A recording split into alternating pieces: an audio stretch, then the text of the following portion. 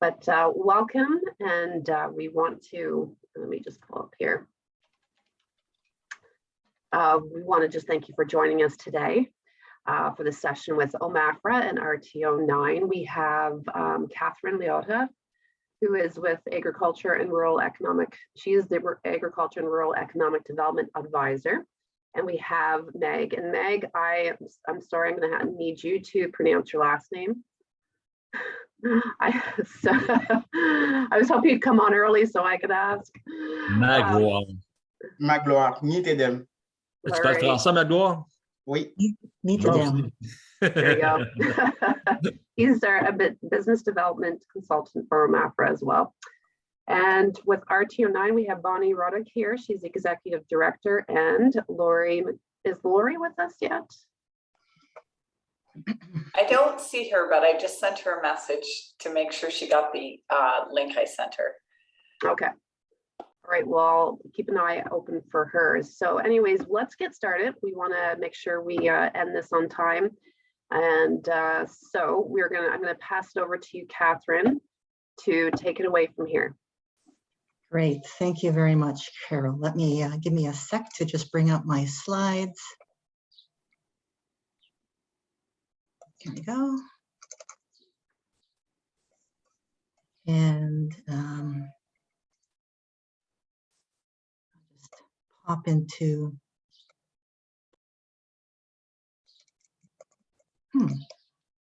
Oh. Let me see, I just need to pop into presenter mode. And of course, it's not an option now. Oh, here we go.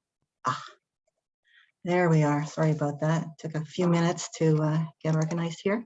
No matter how well we plan and prep, right? The technology. Yeah, love technology. Just love it. Just to verify, Carol, can you see my one slide, my intro slide? Okay, perfect. All right. So thanks. And I really appreciate being asked to speak to everyone about Omafra's resources and how we can help growers, businesses, and Ontario communities. So I'm here with my colleague, Magloire, who looks after business development side, and I look after rural economic development. So Meg and I reviewed the list of everyone who was registered for this morning, or it's actually not morning, it's afternoon. So we tried to customize our presentations so that we address everybody's needs, but I see it's quite a broad group. So I just want to say that while parts of my presentation will probably directly apply to you, other parts may not. But overall, you know, I think it's a really good idea to get a broad picture of Omafra activity in Ontario agriculture from many different sides. Okay, so if we can't help you directly, we can help communities help you. Okay. All righty. Okay, so just taking a look at the big picture.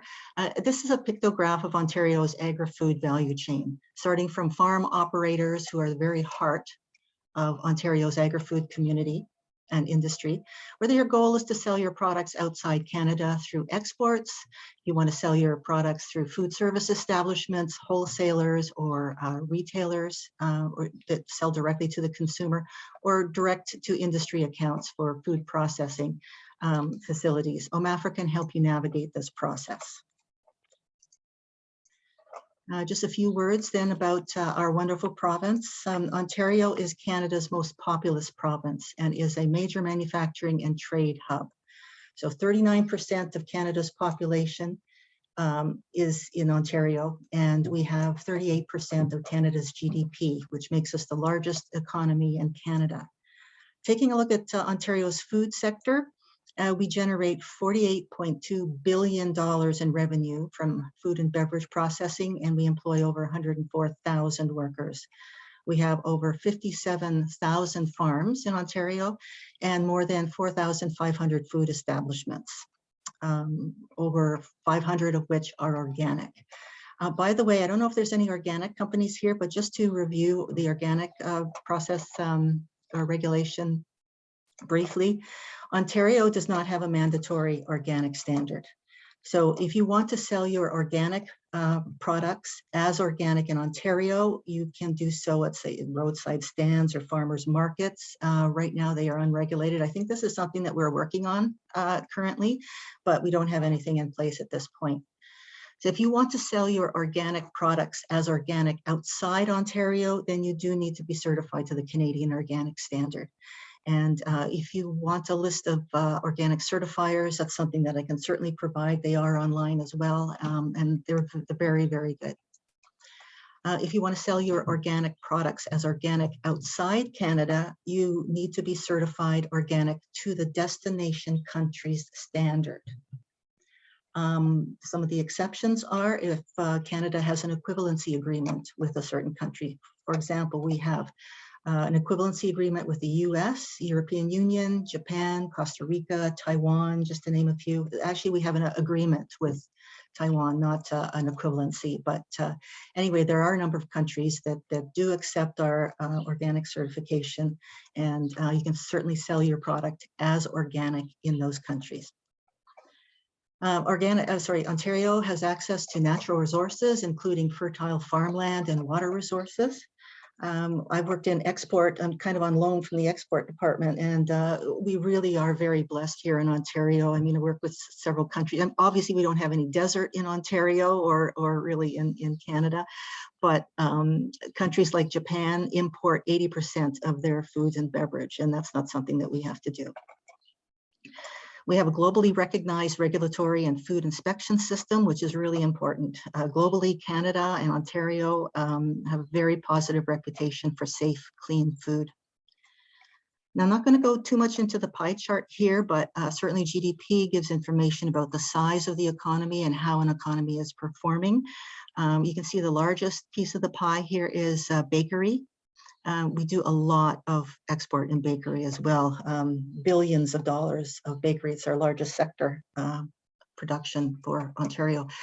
Next slice is meat products manufacturing. And I'm not going to go into all of these, obviously, because it would take too much time, but I did want to kind of talk a little bit about other food manufacturing, because it is a fairly large slice. But if you did break this down into different subcategories, then you'll see a lot of different products that come out of Ontario, like vitamins and minerals, herbal remedies, health food, gluten-free foods. We do a lot of plant-based foods like cheeses, dips, snacks, chips, health bars, that kind of thing. Okay, so first and foremost, Ontario's mandate is to support Ontario agri-food sector. Also to enforce and improve food safety, ensuring food is safe for all Ontarians, of course. Strengthen Ontario's rural communities. Specifically, our specific priorities, though, go into supporting the growth of Ontario agri-food sector, as well as providing business support to farmers, ensuring sustainability of agriculture, expanding agriculture in the north. Seems to be a bit of a shortage with all of the developments that are going on in Southern Ontario, but so we are expanding quite a bit into the north. And then, of course, to foster vibrant rural economies. So how can we help you? So here are the programs, tools, and resources available to you through Omafra. If you want to or just starting a farm, here's an excellent resource. It's the Business Information Bundle for New Farmers. This can be found on the Omafra website, and actually did took a picture of the website page and pasted it on here. I don't necessarily like to do this, but it has all of the links to these different areas that would be very valuable for information. The info bundle includes a farmer self-assessment tool just before you get started, like some key self-assessment questions to consider before becoming a farmer, a new farm business structure and succession planning, business plans for new farms, and that kind of covers preparing a business plan, strategy, production plan, addressing marketing. It has information on field, horticulture, crop, and livestock production, cost of production and budgets, human resources, and financial plans, to name a few. These are a few of the many items that you need to think about and plan for when starting a farm. There's also a commonly asked Q&A section and publication on starting a farm in Ontario that you can certainly download and read. Agriculture business management. Okay, these links contain more information on building a strategy, structuring your business. For example, did you want to do a sole proprietorship? Do you want to go into partnership, incorporate your business, do a joint venture, form a co-op?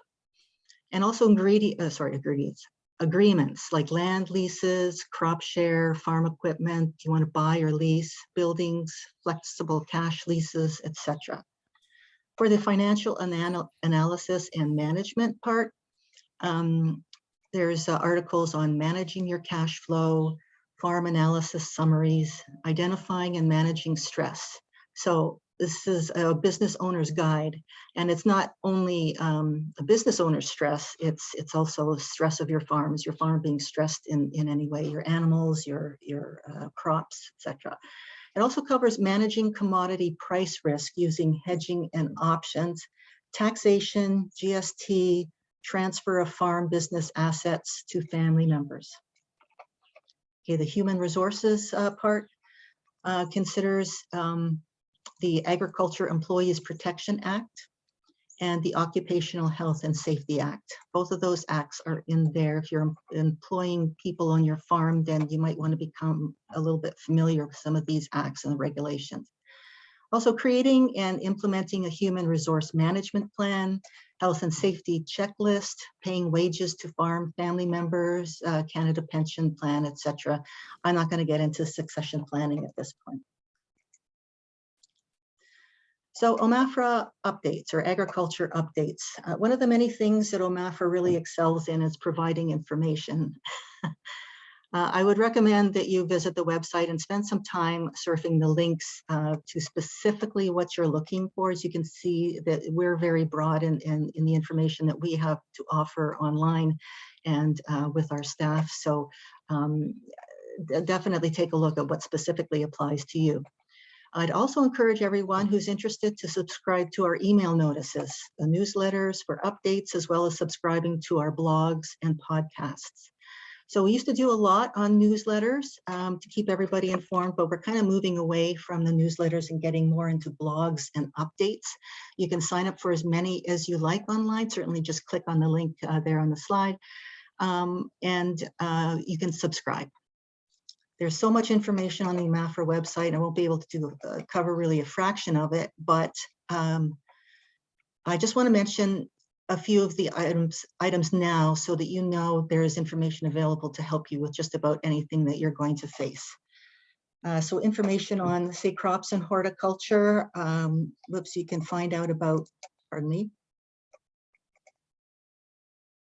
soil quality and health, composting, erosion, soil testing, irrigation, drainage, pest control, pollination, fertilizers, diseases, weed control, manure and nutrient management, greenhouses, weather conditions, rural septic systems, and there's also booklets on how to grow just about, well, any specialty item plant specifically.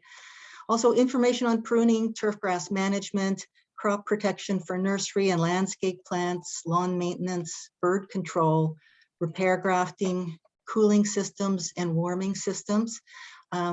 This is kind of interesting here too, because you know Ontario's weather can be pretty drastic from one to another. I remember working with some of the growers down in Niagara, and it was late spring, and the temperatures plummeted at night, went way down into the freezing temperatures. A lot of the farmers there had to build fires in their fields and bring in huge fans to blow the warm air over their crops so they wouldn't lose any of the buds on their plants.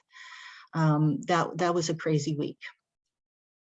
So there's information online about that. And then with regards to livestock, information on breeding, housing, feeding and nutrition, biosecurity, forages and pasture, genetics, health food management, small ruminant milk quality and food safety, predator control, diseases, and dead stock disposal. That was something that we addressed fairly recently, but very important to manage your debt stock.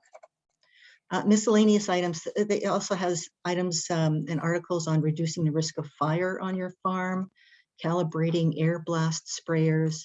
There's a bit of troubleshooting as well, like 10 common law drainage problems between rural neighbors, irrigation during water shortages, items like that. And I don't want to get into the domestic marketing too much because that's Magloire's area, but I did want to just kind of mention Foodland Ontario. I think it's good to tap into their buy local campaigns. I'm sure you've seen a lot of or heard the radio ads, seen the TV ads. They do a lot on social media. They have POS or point of sale material on location in a lot of the different retailers, right? So stickers on local produce, tent cards, recipes, and I'm sure you've seen the Foodland Ontario calendars. So they put a lot of money into promoting buy local. So you can certainly just by providing buy local or local foods, you can certainly take advantage of all of that advertising, free advertising. If you want to register with Foodland, you will have to contact them.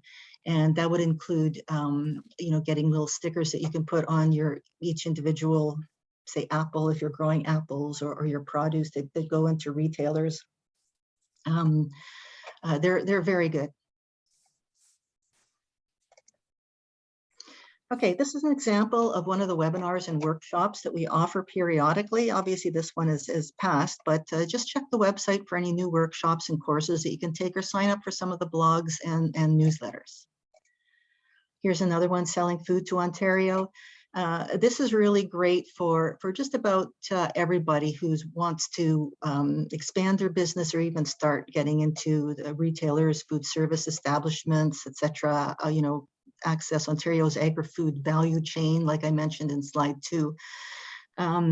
It's a course that we don't have going right now, but we'll certainly let you know. And of course, once again, if you're on the blogs, then you'll get notices.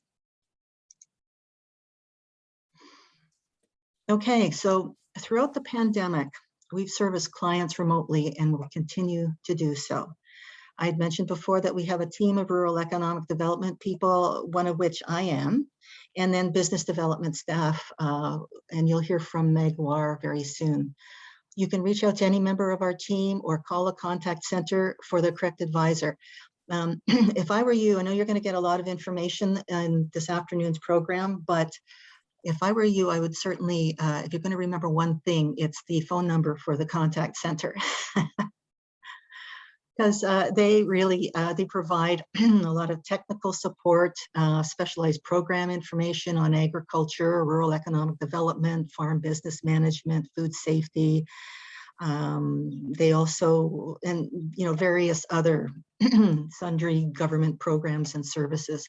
They also have a directory of all of our personnel. So they'd be better able to connect you with the right person. Finally, on this slide, we welcome your comments and feedback. We do continually develop resources and training and events that are accessible to all clients across the province. We do look at the comments from those who send them in. Sometimes the information we receive is really valuable for filling any gaps in our resources or our programming. So happy to get your comments. Okay, now I'm going to switch over to rural economic development, which is actually what I do. To take a look at some of the economic development for communities. See, I work with town councils, economic development staff, and municipalities, associations, co-ops, community futures development corporations, and of course, wonderful small business centers like Leeds Grenville. And I do this to communicate and work with them on various agri-food activities that would benefit their communities and of course benefit growers and small companies that are in development. This is a list of the key programs that Omafra can assist communities with. First of all, Community Economic Development, or CED. These are 2 courses, and 101 basically is like basic economic development, Whether you're a newly elected official and you don't have, or you want to increase your knowledge of economic development to satisfy and service your constituents, or if you work in the industry and you'd like to get more knowledge, this is a great starter course. It examines the process of fostering an environment that results in the creation of wealth and well-being for the benefit of the community. It investigates the scope of activities, benefits, roles for the municipality, and practical tools to assist in these areas. So CED 201 looks at deepening your understanding of community economic development. It will go into identifying your team and understanding ways to interact to achieve your goals, exploring your community's readiness, and better understanding available tools. Second, First Impressions Community Exchange. This is a fun program. This is where two communities pair up to see what kinds of first impressions each community makes when they visit the other community for the first time. So doing this can offer fresh perspectives and unique insights about your services, transportation, accommodation, and tourist attractions. What you learn can help you find ways to better attract tourists, residents, other businesses, and investors. Okay, Omafra can guide communities through this process and identify similar community to partner with if needed. We can also be that neutral third party that can lead the feedback and discussion sessions. Next is Business Retention and Expansion Program. You can learn how to make your community a great place to do business. Program helps to support local businesses so that they can grow, create jobs, and stay in your community, hence the retention aspect. Implement an action plan to foster business development, investment, and job creation. Collect business and market data to support economic development planning. All right. Next, the Downtown Revitalization Program helps you improve your rural community's downtown core to boost overall economic well-being and, of course, attract tourists. Your community can aim to help existing businesses get new customers, bring more businesses to the downtown core, team up with downtown organizations to coordinate your efforts. This avoids duplication and creates a lot of synergies within the community. Promote your downtown core to the area, make physical improvements like streetscaping, expanding parking accommodations, redoing some of your historic building facades, and make your downtown safe and pedestrian friendly. Next tool, and this is really a good tool for councils and planners. So we have access to what's essentially a database and statistics resource called Analyst that provides data on regional economies, things like population density, like right specifically on your area. Demographics, job classifications by industries, so showing which job classifications and which industries in your community are growing, which ones are declining. Average wages, it reviews trends, region imports and exports, and it's not only food and beverages and goods and services that are imported and exported, it can be humanware as well. Okay, like Alberta right now is facing an exodus of young people, and that's something that they have to address quite quickly. Business location, size, distribution, labor flow, things like that. We can offer training on the Analyst program. We do have licenses that you can obtain so that you can run your own reports, or we can run reports for you. And this really supports decision-making and economic development planning. That's a really cool tool. Funding programs. Okay, I'm not really going to get into funding programs now. I know Magloire is going to cover something in funding. We don't have a lot open right now, just because there is an election coming up. And for everybody, and this has just been announced, has been announced recently. So the writ will be issued May 4th, followed by the election June 2nd. When a writ is issued in the provincial or federal government, we basically go into caretaking mode. So we don't run any information sessions necessarily. We don't have funding programs active, and this is so that, you know, the the current government can't have the advantage over any of the other political parties who would like to be in office. Okay, so, but we will be issuing information. We will be able to answer questions. We'll be able to help you in all other ways, except, you know, doing a lot on funding and activities. Okay, we're here on social media. Read our blog. That's the link to our blog right there, and follow us on Twitter. Lots of information forthcoming on that. And here is the list of the economic development staff, a directory in the advisory services east and north. And thank you very much. That's it.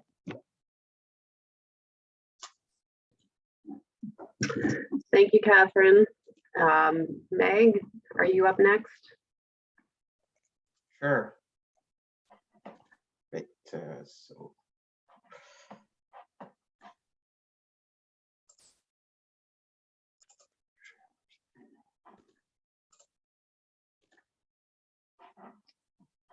Can you see my screen?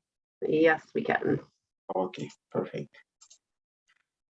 So, okay, perfect. So let me choose this. Good. So my name is Magloire, and I'm the business development consultant with Ontario Ministry of Agriculture, Food and Rural Affairs. So my presentation will cover the business part of agriculture, the business management of agriculture. So I won't be going through the resources that Kathryn already presented. So I will present additional resources that could help you learning more about how to manage your business, and also the different fundings available, and some advice when you want to apply to government fundings. And also, I will not go into too much details because we don't have enough time, but also because if you have any specific need, then I will give you a contact through which you can reach out to us, and then someone will be able to help you. So I'm going to start with some learning resources that we have at Omafra. So first of all, you know, when you start an agriculture business, one of the challenges is how to sell your product. So we have this workshop that is called Selling Food to Ontario, that we organize every year in collaboration with community organizations, and to go through the different aspects of selling your product, your product to directly to consumer, or the different channels that you may want to explore. So the previous one happened last month. I think it was in February 16, and it was with the Hastings. And we cover some topics like market channel, basic food regulation, food safety, consumer trends, costing and pricing, getting on retail shelf, food labeling requirement, setting up a food premise, or local resource panels, you know. So it's very interesting, and if you are interested into participating on one of those, I will give you a contact at the end of the presentation that you can reach out to know if there is one organized in your community. Okay. So the next one is selling beyond the farm gate online learning. You know, with the pandemic, many of the workshops that we had were done like online because, of course, with COVID, we couldn't get together. So this is a very interesting training that will take you through the different steps of marketing your products. You know, from identifying your market, setting your price for your market, planning your market, business planning for expansion, managing the finance for expansion, and implementing your marketing plan. So and it's free. It's available online. You can go there whenever you want and then take the course. And this will also because we have a lot of resources on our website, but by going through this learning, I think it will be more impactful than just reading some guide or other things, you know. And if you have any question, you will be able to ask them. So setting beyond the farm gate online learning is very interesting. So I recommend you, if you are interested, to go through this platform. Another interesting tool that I wanted to share with you is this website, Ontario Soil and Crop Improvement Association. They have webinars and workshops. They have a workshop on environment farm plan, on biosecurity, and they also have a Growing Your Farm Profit workshop. Growing Your Farm Profit workshop can be done in person. You can take that in person, or you can also do that online. And I'm going to share with you the online platform, which is this one. So through this online platform, you can learn food safety, like the basic of food safety, food traceability, the basics too, to know exactly what traceability means and what you can do to implement that. And another interesting aspect is the growing your profits. So you will learn the basics of production management, finance, marketing, human resources management, social responsibility, succession planning, because we have a guide for succession planning, but you can take this course and you will learn like the basics of succession planning. It's very important. And how to develop your business goals. It's very important when you have to start a business, or when you have to make a business plan, you know. And talking about business plan, if you are already established, if you have your farm, it will be very interesting to go over the next tool, which is the farm business self-assessment tool. This online platform helps you to assess your farm and know what are the areas where you should focus, and to develop a plan to address those areas. I will show you how it works. This is how it looks. So you have here the instruction, value planning, the introduction, value planning, and instruction. And here, these are the different aspects of your business that you may want to assess. And then at the end of the assessment, you will see your top priorities. You will see your key goals and action plan that you need to implement, and the next steps. So I'm going to show you, to give you a demo of this website here.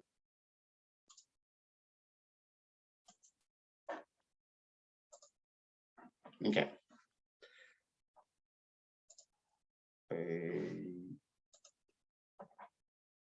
Don't know how to remove this. Okay, perfect. So this is the home page. So you start, I will not create an account, but if you want to save your information, you may want to create an account. So when you start, this is how it's presented, and then you continue. Then this is the page that I just showed you. If, for example, you will have to read the introduction and the instruction, but if you want to start, for example, let's say with marketing, you want to start with your marketing assessment, then you will have this page, and of course you will have to read all of these. And then next, these are some questions that you will need to answer. Do you have a written marketing plan? If yes, then is it a priority to you? Yes. And then do you look at market research and attend industry event to understand marketplace trend and opportunity? Then you will answer all these questions. And at the end, so this is an example. Okay. I didn't want it to go through all of them, so I already completed these. I think so. So at the end, you will have to, no, let me go through this. You will have to add the key contacts of your organization. And then if you click on resources, then you will have it here, all the resources that you will need to help you developing a marketing plan if you need. So all the different organizations. And if you want to check the priorities, to have a summary. Then you click here, you will see these are the overall priorities. If you have done all of the different aspects, you know, we just did the marketing one, so you will see the priorities here. And if you happen to, if you want to go to your the key goals, then you will have to enter them here, key goals for the different aspects. And at the end, you can download that here, or you can view that here. So this is a very important tool that can also help you make a business plan or doing an assessment of your farm to see what is working or what is not working or where you should focus. It was just a quick demo for that tool. Then the next one is this one, Agri-Webinar.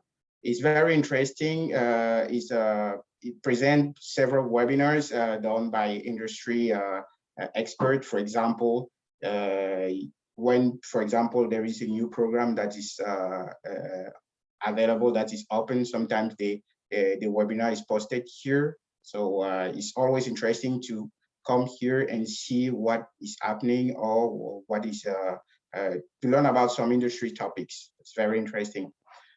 And here is another resource, AgPal, which is very interesting when you are looking for some resources, services. It covers all the different provinces that are listed here, and you can find some resources on animal, on finance, on business practices, on science, on human resources. It's very interesting, and it's very easy to use. So you can search by word, by topics, or it's very easy to use.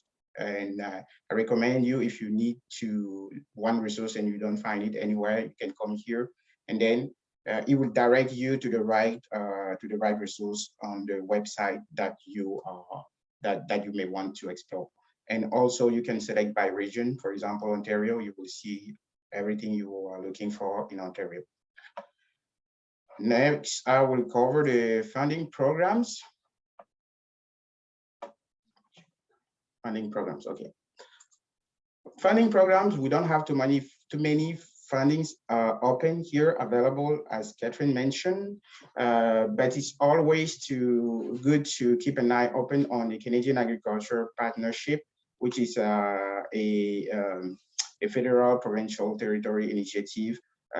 It's a very interesting program because there are many different projects that could be eligible, that could be accepted through this program. So it's good to go over them and to see the different projects. For example, it could be market your product in Canada or export your product. It's good to go over them and see the requirement, because when the programs open, usually you only have like 2 weeks to apply. So it's good to go through them and see what could be interesting or what you need to be able to apply.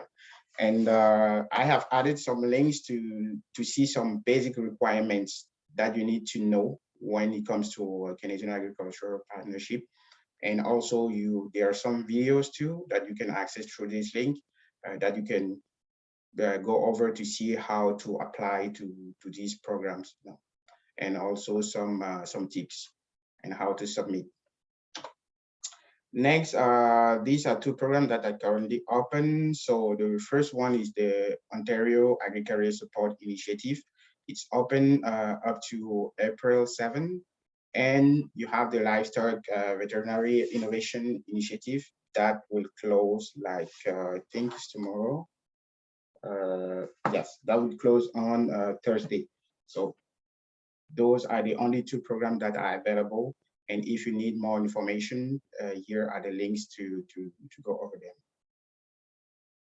And of course, if you're looking for other programs, you may want to also explore this website. It's interesting because you can also find the programs that are available, even if they are not on our website. And then I wanted to share some tips for applying to government funding. So first of all, when there is a program open, you need to read the program guide, because even if some programs could be similar, sometimes there are some specifics that you need to be aware of. So it's always important to read the guide and ensure that you are applying to the category or program that fit best your project. And also you need to ensure that you understand the project category and clearly describe how your project meet the criteria, because sometimes some people are not eligible, or their application is not accepted because they apply to the wrong program, or sometimes they just saw marketing and then they said, okay, I want to do this in marketing. So you have to read carefully the guideline to make sure that you're applying to the right program, because applying to a program, you will invest your time and maybe some other resources if you want to complete some assessment with an external partner. So you need to make sure that you're doing the right thing. So you need to provide also all the required documentation. More is better than less. So if we are asking some supporting documentation, you need to provide that. So if, for example, what you want to say doesn't fit like in the box that is prepared for that, maybe you can have like a one-pager explaining all of that. But it's always good to provide as much as information as possible. You need to review the assessment criteria for the program, because sometimes people don't. I always say that the program, the way of applying to the program can be very important, because for the same project, two people can apply and one is accepted and the other one is not. So it's always important to know the assessment criteria and to highlight them into your application to make sure that you are meeting the different criteria. And you need to submit the complete application form along with all the required documentation by the application deadline. So if you miss the deadline, there's nothing else that we can do. And if you have any question, you always have a contact that you can reach out to ask for any question.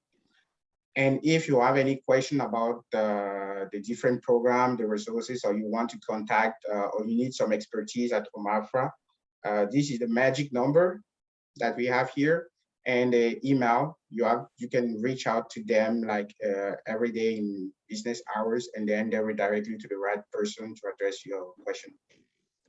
And that's all I had for you today. Thank you very much.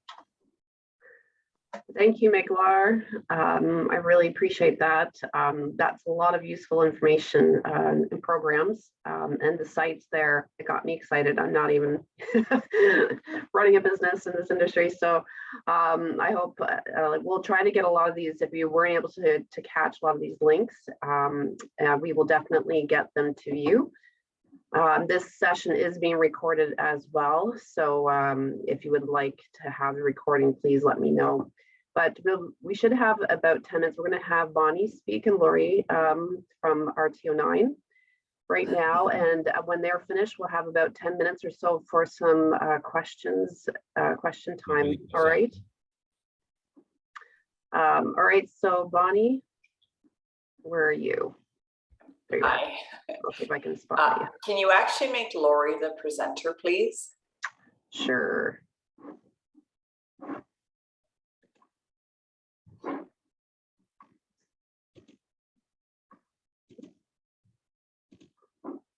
There we go.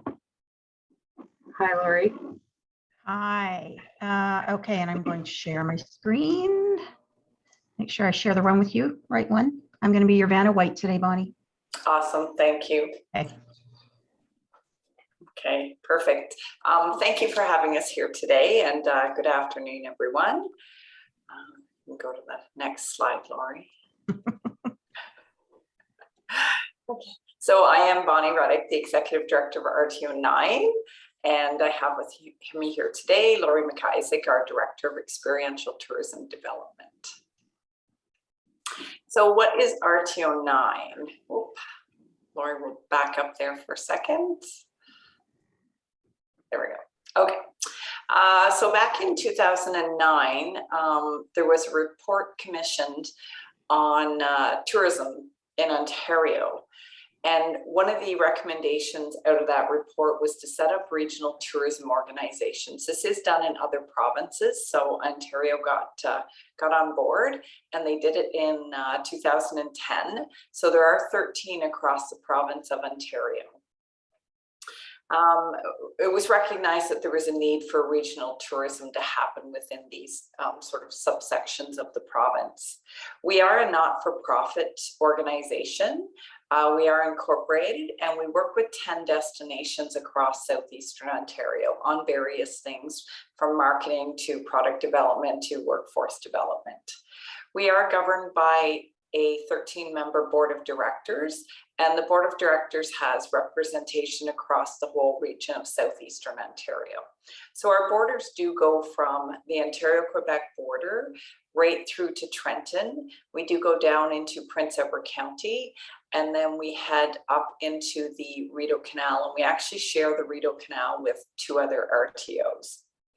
So we are funded each year by the province of Ontario. So we have a transfer payment agreement with the province. And under that agreement, we need to follow the guidelines which they set out. And one of the things is our activities all fall under 5 pillars. So we work under marketing, product development, workforce development, investment attraction, and partnerships. We have 4 full-time staff. We have a digital media specialist, Lindsay. We have a marketing manager, Steve, and then Lori and myself. We do contract other staff when needed. As an example, we have someone working for us right now on a contract for 3 months, implementing a workforce development plan that we had developed. We all do work remotely, but you can reach us anytime by email or by phone. We have sort of 2 sides to the organization. We have an industry side and a consumer side. So we work with our businesses on our industry side, and we recommend that you take a look at our industry website, which is rto9.ca. I'm not going to get too much into the partnerships because Lori's going to cover that later in her slides, but just back up there for a second, Lori. We do run various workshops throughout the year, and most of them are free, and we orient them towards needs of both our employees and our employers across the region. So you can sign up for those through our industry site. And one of the things we recommend you sign up for too is our newsletter. Because once you sign up for our newsletter, you will get notices on a monthly basis, as well as in between if something happens to come up that we feel that has a shorter time period and needs your attention. But we do send out a monthly newsletter just to keep people up to date on what we're doing and what some of the destinations are covering. And we have our AGM coming up on June 3rd. So again, we recommend that you can register for the AGM. We do work with various partners and other organizations as well. So we work with OTAC as an example on training. We work with the Culinary Tourism Alliance on things like culinary tourism.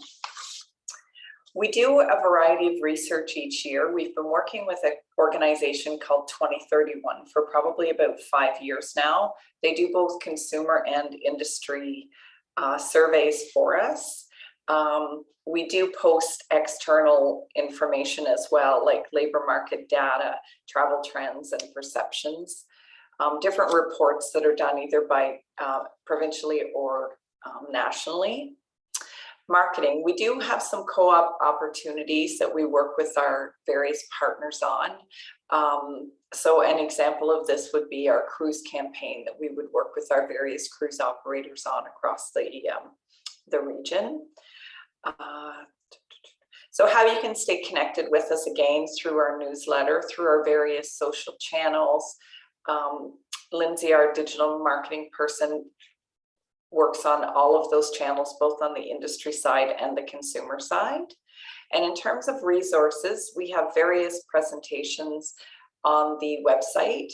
So whenever we host a workshop, we record our workshops, so they are available for people to view after that. We do have a photo library as well. and you have access to any of the images within that library. And we also share that library with Destination Ontario. So if they're looking for images of various businesses across the region, they can pull from our photo library as well. And we also post external funding programs. So especially during COVID, we had, and we still have, a number of programs that can be accessed. So just to make sure all businesses are aware of things. Okay, the next slide then.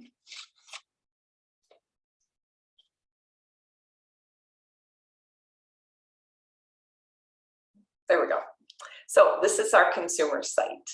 So under our consumer site, we have an explore section.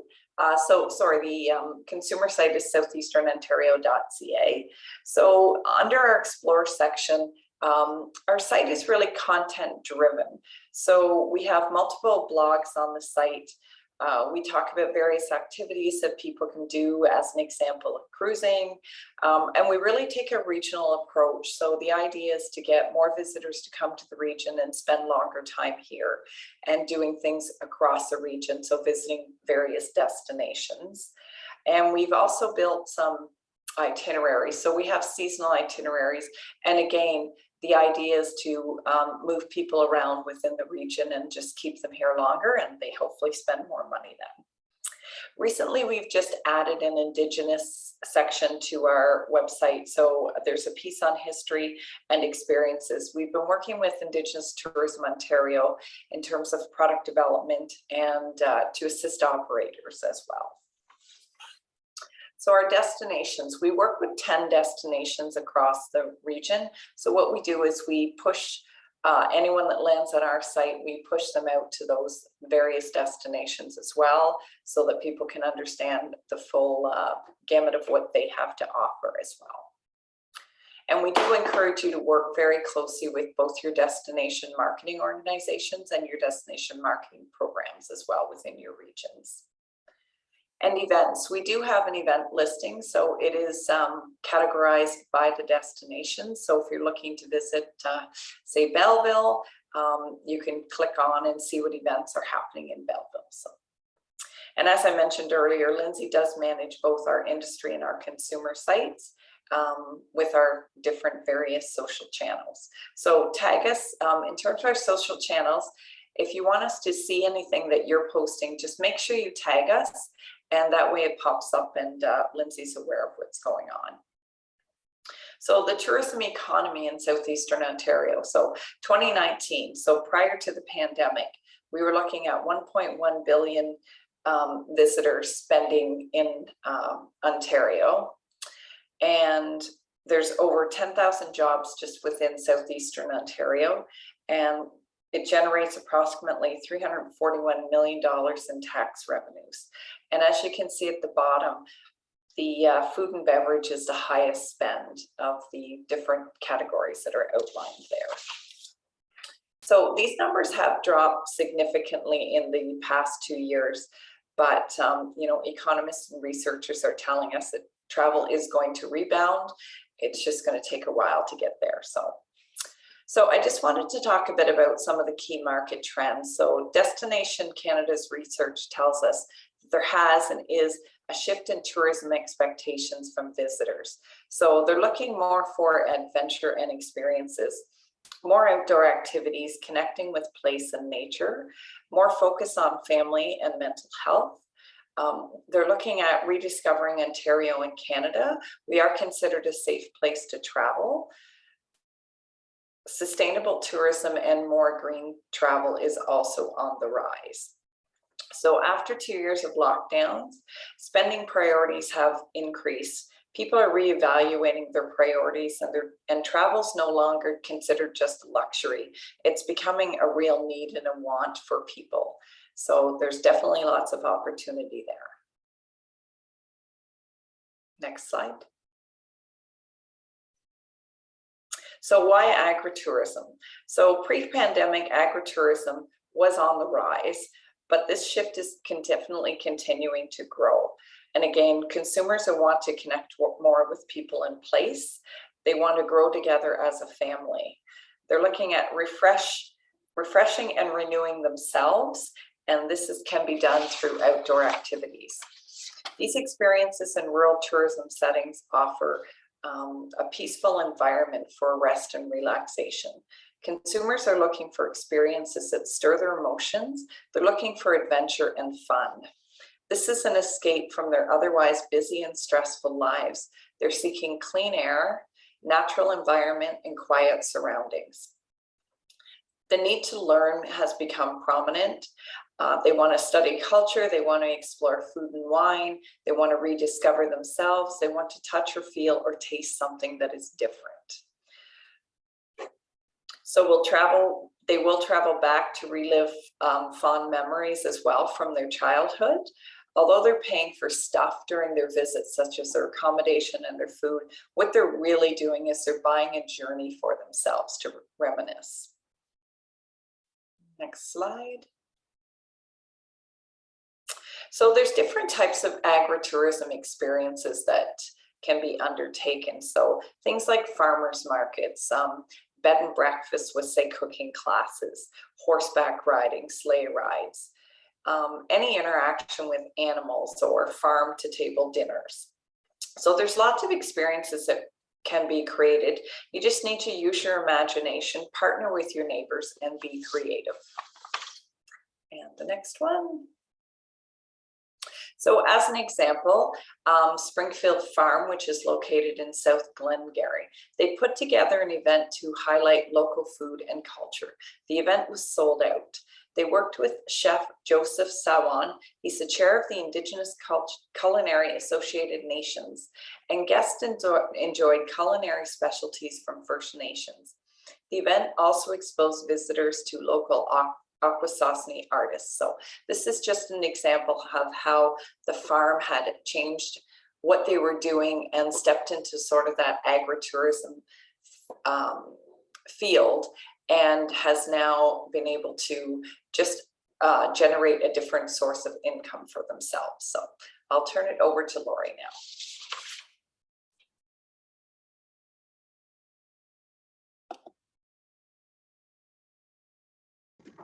You're on mute, Lori. Apparently I need to sharpen my Vanna White skills.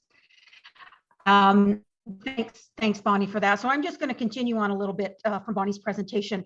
The bulk of what I do with RTO9 is to work with operators directly, and these can be operators who sometimes it's restaurants who are actually looking to bring in-house experiences that are different from their regular dining experiences. More frequently, it is the more direct experiential partners, like it can be theaters that we work with. It can be outdoor experience providers, whether they run kayak tours, things like that. And a lot more recently, it's actually with farms and farmers. So quite interesting. So I just want to go over a few things with you regarding the big shift in tourism. This started pre-COVID, but COVID, I think, as we all know, has sort of catapulted us ahead a few years, where if it weren't around, it would take us a little longer. So at a micro level, Destination Canada has identified 5 key drivers that will affect travel and tourism, as well as Canadian society as a whole. First one being COVID-19 uncertainty. Of course, while we learn to live with COVID, the confusion will remain around differing entry rules at the borders, refund policies, constantly changing infection rates. We're not through this yet. Second one would be economic change. So 43% of tourism jobs were lost in 2020. Within the first 10 months of 2021, it was remaining at 21% below pre-pandemic levels.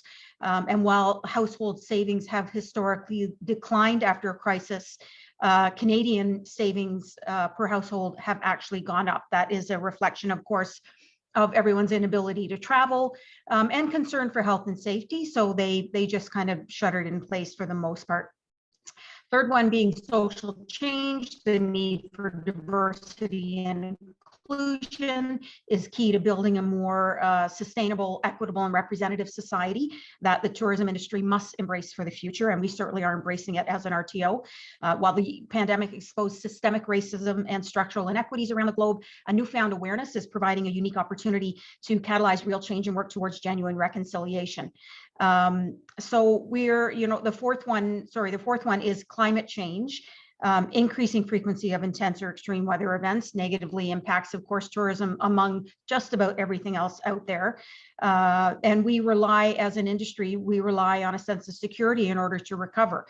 So this has plays a big part in this. The intensity and frequency of events will further impact in things like insurance premiums for operators in high-risk areas, indirectly increasing operating costs and prices for consumers. So the more extreme weather gets, the more it can affect, of course, tourism as well. And then the last one is accelerated digitization. And this really is, as we've all experienced in the last 2 years, a huge shift toward looking for everything and doing everything online. So, accelerating the digitization of customer and supply chain interactions by, as I mentioned earlier, 3 to 4 years. Things like geo-targeting and localization are becoming more prevalent. And this also gives great data to give destinations a greater understanding of their visitors while allowing them to see trends and make predictions. Great. So partnering with RTO9, I think this is a big part of, again, what I work on, working directly with partners. So it provides a lot of benefits if you are a tourism operator. And I know the audience today are first and foremost farmers, I believe. Thank you very much for everything that you do. But more and more I'm certainly seeing in the telephone calls that are placed to me, reaching out from farmers who are looking to add something else to their revenue stream, to their interest level, and that's when they reach out to me. So there are a lot of benefits to working with us. And the great thing is it's all free, guys. It's just a telephone call to reach out. So we're here to help with resources, making those important connections to ensure your project has the best chance of success.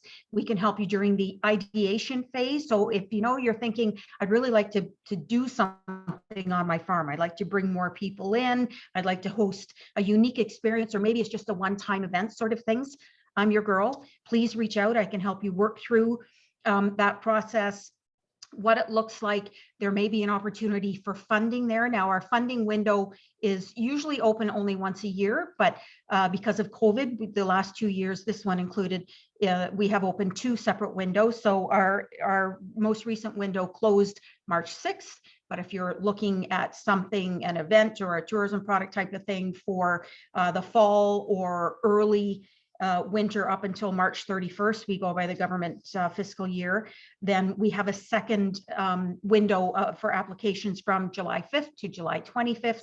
If you follow us on any of our social channels, or if you receive our newsletter, you will be notified of when that is. And I would encourage you to reach out to me at any point whatsoever if you'd just like to talk about, 1, what your project is, if you need some help with that, and 2, if there might be potential funding for you. So our funding is a 50-50 partnership type of fund where you would come to the table with 50% of it. We come with the other 50%, and then we can work with you to make that all work. So I will promise I will be as excited about your project as you are. I love working on things like this, and my goal with you is to provide the resources to help you make your event the most beneficial for you and for your guests or visitors who will be coming as well. So once you've got your project ready and you want to take it to market is kind of where the funding would come in, or could come in rather. We can help guide you in the marketing process. So maybe you're not too sure about social channels or when you should be doing this or how often. We can help amplify your marketing efforts to let your target audience know what you are doing. Something else we do here at RTO9 is to involve our partners in as much as possible. So I create with their digital marketing specialists seasonal and targeted itineraries. You would have seen that page in Bonnie's presentation earlier. And when I'm creating those itineraries, I look first and foremost to the partners that we know of. And specifically, the first step would be the ones that are involved in our partnership fund program, but it doesn't end there. We certainly look to all our partners to create an engaging itinerary. The itineraries are by season, and then they're broken down into things like date night or date weekends away, or rural trips that you can make in the car for a day sort of thing. So we do reach out to the partners that we're aware of and that we're working with to include them in that. Other opportunities like fam tours, if you're not familiar with a fam tour, it's a familiarity tour where we bring in influencers, media, people like that, magazines, travel magazines, sometimes, and we show them the best and most exciting of what the particular area in Southeastern Ontario is. So again, we look to our partners for things like that. Great. And with partnership funds, that's where we come in. So each year, the Ministry of Heritage, Sport, Tourism and Culture Industries provides funding to RTOs across Ontario. These funds are earmarked so we, as an RTO, can work with our operators to create and enhance tourism experiences. And as I mentioned earlier, on-farm experiences are huge right now. People don't want to be in some. People don't want to be cooped up in a building as much as they really just want to get outside. And it's not just families that want to do this, of course, it's everyone. It's seniors, active seniors, it's millennials, it's, the early 20s. They all just want to get outside. They want to learn where their food is grown. They want to learn about farmers. So tell your story. That's a really, really big part of marketing any experiences. Is to tell your story about how you came to be and why you do what you do, so they can connect on that deeper level. So the funding we get are rolled into, as I mentioned earlier, our partnership fund program. We work with eligible partners that encourage tourism through several categories. Some of the categories change. But this year, as you can see on the slide, we've got development of a new or enhancing an existing tourism product. So again, if you want to, you want to show off your beehives, you want to, or sheep shearing, we've helped a farmer in the past on Amherst Island with sheep shearing. We've got a couple of farms who applied, they're lavender farms this year. We've got a cut flower farm who has applied for funding. So these are very much working farms. They're just looking to incorporate events, workshops, ongoing tourism products into their farm experience. So listen, if horse yoga is your thing, I'm there to help you. And more recently, we actually had a farm apply for disc golf. So she's bringing disc golf onto part of her farm. I didn't realize it was as big as it is. Apparently it's huge. I can't throw a Frisbee very well, so I probably would not be a good candidate. But anyway, that's that. Digitizing your business, the second category, is to help you if you don't have much of a website or a social presence. You need to have a website.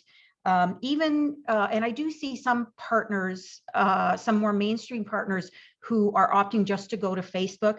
I'm still going to always suggest to you that you have a website, because it's kind of that one place.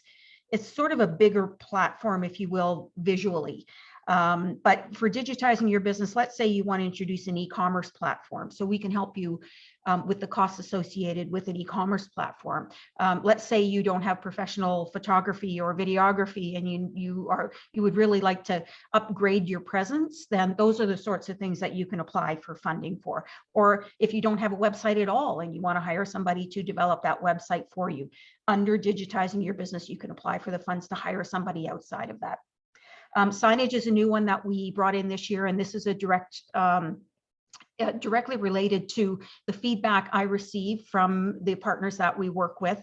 It's all, if they can't find you, you're done for. So it's all about signage. The signage needs to be in good shape. It needs to be visual. It needs to be where people are looking for it. So it's great if it's on your barn and it's, a half a kilometer off the lane, but if they don't see you from the road, they may not find you. So this is what the signage category is about. And we've had, I probably had half of the applicants this year for signage were from Agri-Tourism partners. So really great opportunity. And then we stuck an other category in there this year, just in case there was something else that people would like us to consider. And even if we had a couple in that category, and because they were capital expenses, you know, they're being considered, but capital expenses under this particular fund are not something that we can help with. But when in doubt, the first thing I would say is please reach out to me and we can have that conversation. So we went through this, and I'm just going to click forward. So the Paddle into the Past was the Voyager Canoe Adventure, rather, was a project. It's actually been funded 2 different bits over 2 years, and we will fund a consecutive year, potentially 2, depending on what the enhancements are to what you're doing. So let's say you want to start off by doing, you want to have goat yoga on your farm, and then you're going to move to, now you're going to do workshops on foraging into your farm. So that's second, in the next year, the foraging could be something that you look for. So tourism products like the Voyager Canoe Adventure can be, as I said, one-time events or festivals, or longer seasonal experiences in nature. We have had one of our farm partners apply to Nature Experiences, which is a product that she runs right from, I believe, the end of May until October. So with the through our partnership fund program, partners like Thousand Islands Boat Museum here were able to bring the Voyager Canoe Adventure to life. Partnership funding helped to pay for the rental of the canoes, we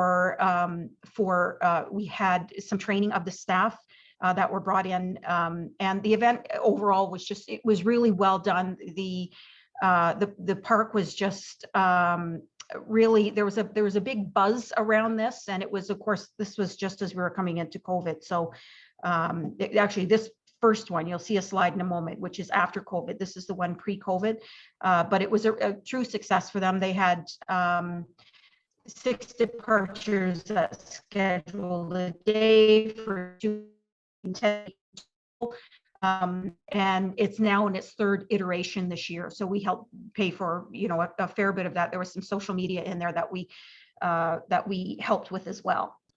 Now, what I will say on this one, I just wanted to put this slide in here, and my internet connection's lost. So part of the partnership program is doing a ministry report. I don't want to stress anybody out. Reporting like applications are always one of those, you know, I need a glass of wine and a couple of aspirin before I sit down. I am happy to help anybody with the application process. I am happy to help. I will review the application before you actually put it in, if you like.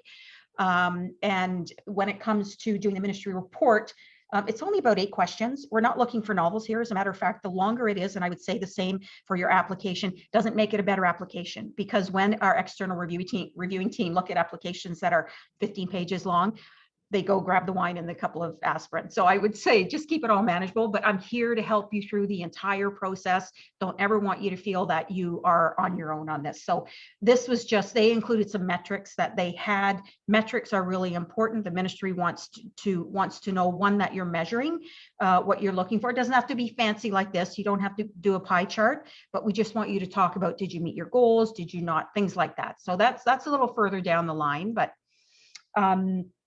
I put this one in last minute. So this is Furnace Falls Farm in Lindhurst.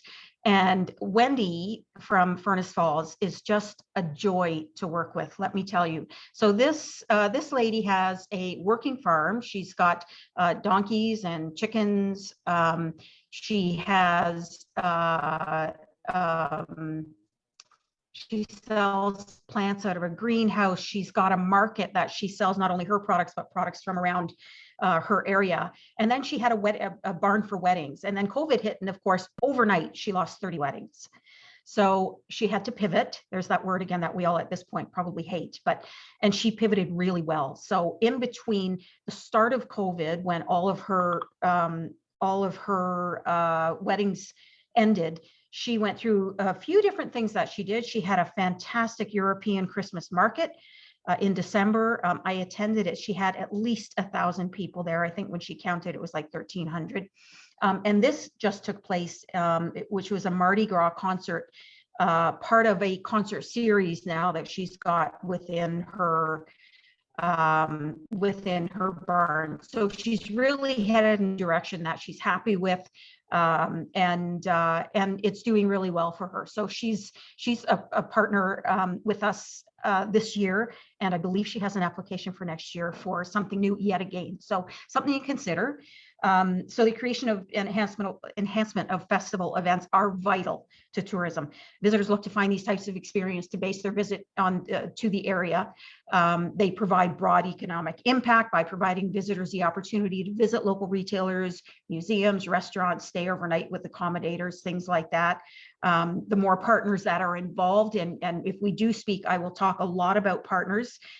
Going it alone is not the way to do it. There are varying degrees of partners, but that's something we can talk about a little bit more. The more you have, the more people you involve, the broader appeal you have. That's what it comes down to. This is another great one. This was al fresco, and this was downtown Belleville with this little sweetie. So they had applied for funding for a downtown initiative that looked very different from what it ended up being because of COVID. As COVID hit just a few months previously, the objective of the newly named al fresco summer event was to create a vibrant, safe, and engaging atmosphere in their downtown core that would draw visitors. They wanted to highlight the downtown area during COVID-19 as a great place to shop, eat, and basically be entertained safely. So they closed off one lane of the 2-lane downtown. They brought in these really cool this light installation that extended. It's about a more or less a kilometer of downtown. It just lit it up and added some life to it. So it really, they brought in buskers. They had external or outside retail presence. And it was just, it went over really well for them, so much so that they plan on continuing next year, or this year, as it were.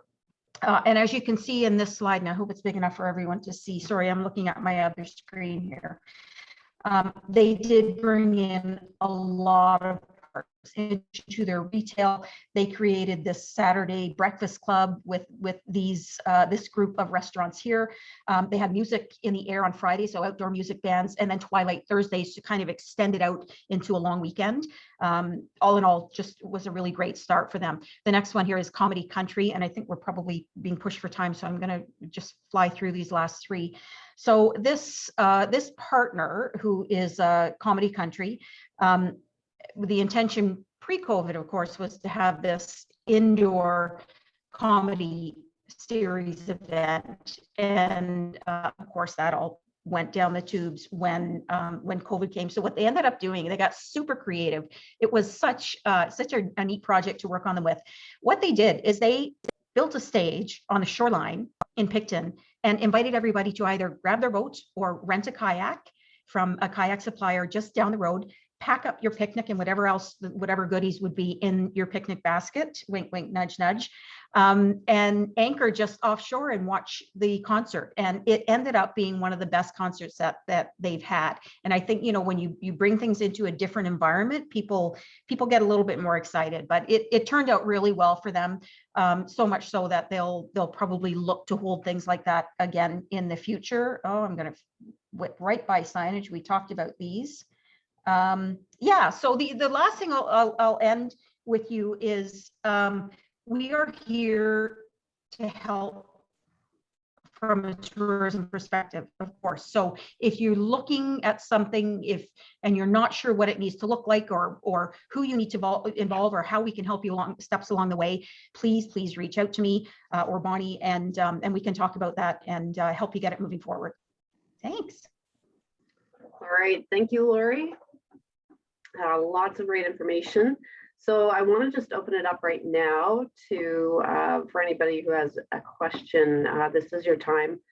You got all four of them here, and I know there's probably some questions brewing, so please ask or put it in the chat, and I will mention the question for you.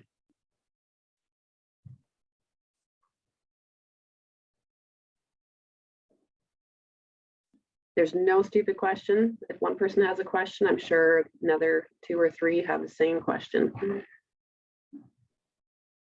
I have a question. Hi, John. Hi.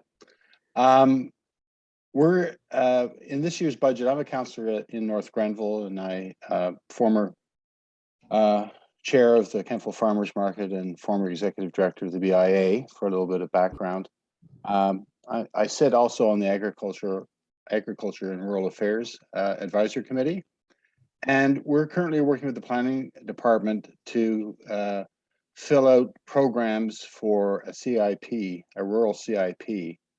And one of the things I'm interested in, because I think there's untapped potential for local food production, local food processing, and some limited distribution, is my question. I guess this might be to Kathryn or someone else at Omafra.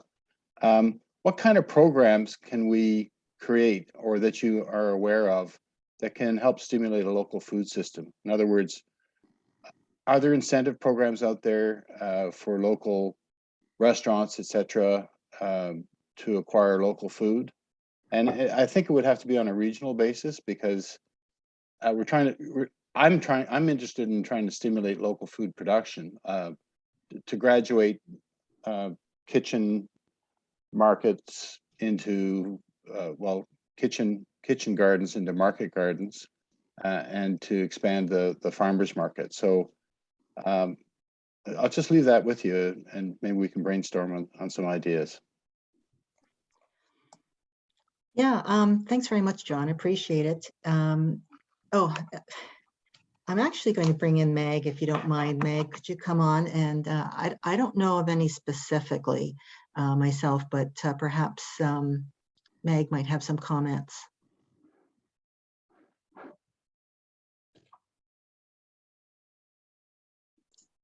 No, I don't have any idea of specific program, but it's something that maybe could be good to bring up during our discussions. No. Yeah, so we'll look into it, John, and ask some of our colleagues if they have anything. But right now, Meg and I don't know of anything. Yeah, that's available for that kind of project. I remember at some Omafra event, could have been 4 or 5 years ago, it was definitely pre-COVID, a presentation that included a rural CIP program. I think it was in Southwestern Ontario, that helped build the sort of the equine sector. And but I haven't been able to find it through my searching, to find it referenced anywhere. So I don't know if that rings any bells, but I'm basically looking for a program that's occurred in the past, that an incentive program to stimulate a local food system, because we don't really have much of one here in North Grenville, and I think there's lots of potential. Okay, well, if you leave it with us, then we'll try and get an answer for you this afternoon if we can, see what's up or what's coming up for something like that. Anyway, any other funding or support programs are kind of going to be on hold for a while, until after the election. But let me ask some people who've been with the unit longer than I have, and then we'll get back to you. Okay, well, that's appreciated. I'm not necessarily looking for funding, because the CIP has been funded. We just haven't settled on what specific programs we're going to create within it. Okay. Okay, thanks. The only thing that I see could be like rural economic development programs, but there is none open right now. So that's something that maybe we'll explore. But we will definitely get back to you on that. I have a question. I supply regulatory food labeling, and I have a hard time finding our local businesses, which is who I really want to help. Does Omafra or RTO have any resources to, so that people that are looking for that service can get in touch with other people, because I know there's also people who do packaging and that kind of thing. And I've spoken to a lot of people who said, oh, I didn't know that was available. I trudged through the regs, or, I had to figure out the packaging on my own, or I had to figure out the printing on my own. And I have clients that are asking for that. So I was wondering if there was a resource where I could get that information for my clients, but also other people could get the information on me or somebody else. Yeah, Maggie, you can add your comments here too, but we don't really deal with packagers. I mean, there's enough in food and agriculture for us to work with, and packaging is, I think, would fall under the Ministry of Economic Development, Job Creation and Trade. You might want to reach out to them. If you don't have a contact, I can send you a contact.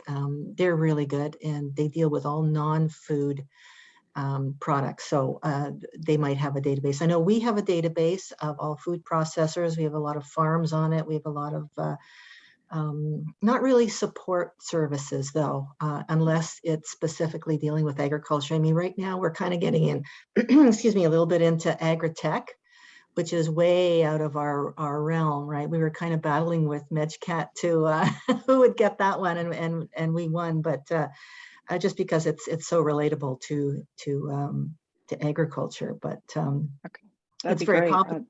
Yeah, very complicated itself, but yeah. Yeah, I don't do the packaging side of things. That's a whole different ballgame. But again, I didn't know if there was, a depository with all that information so that we could all help each other kind of thing, so that farmers who want to get their products into a local, like Mrs. McGarrigle's or something like that, they have so many hoops to jump through that if there's an easy peasy, list for them to get to, or for me to refer them to, yeah, that'd be great. So then with Mrs. McGargles, they want to get into their store, and I've had a few people that ask that are getting to kind of the next stage of their business where they want to go into, the local coffee shops with their scones or muffins or whatnot, or they're selling through, and I have a blank right now, the fabulous project that was started at the beginning of COVID that delivers local products, but they need to have a certain amount of labeling on it and that kind of thing. It's not just farmers market where, they don't need to have that official information on it as much. So that's kind of who I'm speaking to. And I've had a few say, I can't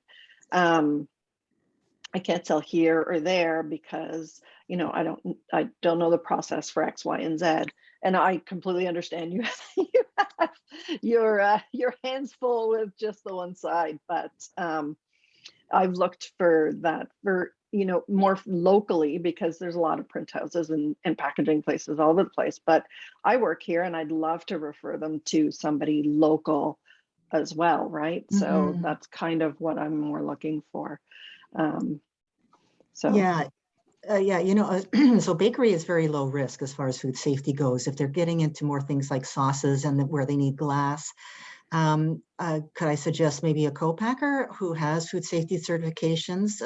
Certainly if you're selling to the general public through a place like Mrs. McGargles, even though they're small, there's food safety risk, right? And they don't need inspectors. Well, anyway, yes. I'm sorry. Yeah, no, I get that. I didn't say That's that. a whole another. Yeah, no, I get yeah, that. I can get. But I don't know if there's any co-packers in your. Well, not for bakery. Yeah, that's a really good question. I don't know, Meg. Do you have any comments on that at all? But we don't have a list of any packagers necessarily. To get back to your question. Okay. All right. Yeah, our focus is on food, on processors. Packaging is not exactly our target. Yeah, I know there's been a lot of problems too with the pandemic. I had a huge manufacturer that said he couldn't even get the glue to stick his labels on his jars. Like everything was all ready, but he couldn't get the glue. So he had to short a lot of orders, right? So we can take a look at co-packers in your area, especially if they're going to expand beyond Mrs. McGargles and they want to get into retailers. And plus too, don't forget, just on the retailer side, that I ran into a situation with one of my clients where they were selling directly to like a Foodland or you know, a Sobeys or something that didn't go through the warehouse. And well, this one in particular was a Loblaws, right? So the Loblaws, one of the big wigs from head office came down and they saw, oh, this product isn't listed with head office and it doesn't go through our warehouse. So he had sadly, he had the store manager just take everything off the shelves and dump it in the bin. And it's out, and I don't know if they did get a little reprimanded on that. So be careful, you know, to some of your people if they are kind of backdooring their product into some of these, you know, national chains. Yeah, no, Loblaws it technically has a whole local thing that, yeah, for sure, for sure. Okay, great, thank you. I will keep hunting. I have a question for Magloire. J'ai une question pour toi. Les services en français, ça fonctionne comment en Ontario? Parce que souvent, ils nous réfèrent en français quelques textes, puis après ça, ils nous mettent ça en anglais. Alors, est-ce que je peux travailler avec toi pour qu'on fasse ça en français? Je pense que justement, c'est pour ça que je suis là. Donc, moi, je m'efforce de... déjà, avec les clients, je communique, les clients francophones, je communique en français.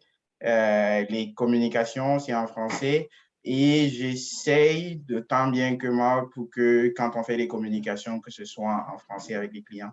Mais le problème, c'est que parfois, on a des événements qui sont présentés en anglais et c'est difficile de faire la communication en français et de dire ce sera en anglais parce que si déjà on ne peut pas lire, donc c'est ça un peu. Je le comprends, ça, il n'y a pas de problème. Mais si j'ai une chance de travailler en français, crois-moi que je vais travailler avec toi. Non, je n'ai pas de problème. Moi, mon poste, il est bilingue, donc aucun problème à parler. OK, cool. OK, super. Super. OK, merci beaucoup. Merci. All right, any more questions? I just tell what I said in French, how to have the French services, because a lot, we start in French in the subway and we finish in English. So I asked to Magloire if I can work with him because my first language is French and he explained me how they work and he do a great job about the information he sent to me. Thank you. Ben, je voulais ajouter un petit commentaire. C'est un peu drôle parce que parfois on dit que les événements sont bilingues et c'est l'introduction qui est en français. Le reste de l'événement en anglais. Donc je comprends très bien la situation, mais pas de problème. Moi, quand je fais les présentations en français, c'est en français. Super. OK, moi, j'ai beaucoup d'affaires, puis en tout cas, je vais te parler, je ne vais pas prendre trop de temps dans les conversations. On fera une conversation approfondie par rapport à ce que j'ai à faire. All right, thank you. I just wanted to mention, I think John Barkley put in the chat, mentioned that many of the farmers market vendors want to expand into local retail outlets. So Farmers Market Ontario will connect you to many of the market managers. I'm not sure if everyone saw that. Thank you, John. All right, I don't think there's any more questions. So we just really appreciate you, Kathryn and Magloire and Bonnie and Lori for taking the time to meet with us today and to share about these resources and programs that are available. It is amazing. Sometimes we don't realize the tools and resources that are at our fingertips. So it's really important to know what we have available to us. So we really appreciate that. And we'll do our best here, even at the center, to get the word out about these resources. So thank you, everyone, and have a wonderful day.